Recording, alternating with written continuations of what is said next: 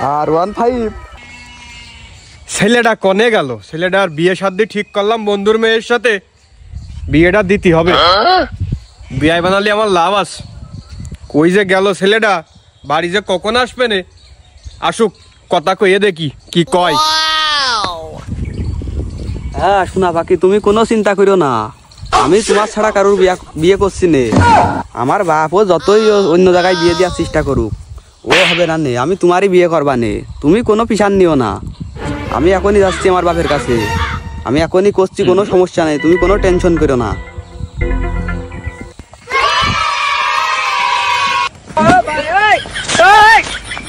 আব্বা। কিরে মনি, কিছু কবি? কনতে আসলি এখন? তখন পরে আর কিছু করলি, তাড়াতাড়ি ক। তোর সাথে আমার কথা আছে, খুব গুরুত্বপূর্ণ কথা।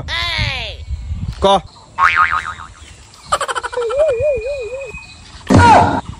আব্বা, তোমার সাথে আমার কিছু কথা আছে, তুমি আইসো নিরিবিরি পাশে বসে কথাগুলো কই।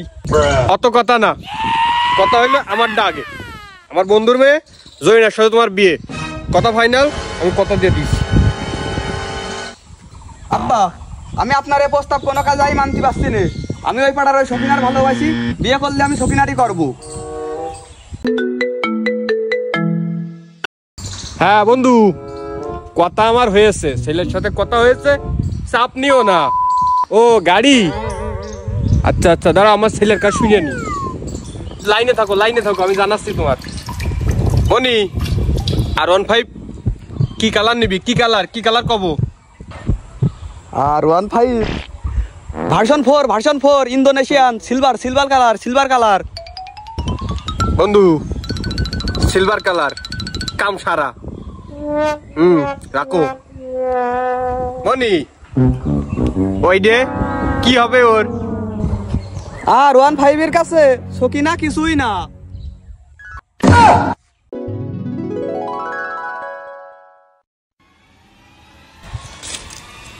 আমার আর এই পাকো মেরে বেড়াতে হবে না নে, R15 এর লাইন হয়ে গিয়েছে।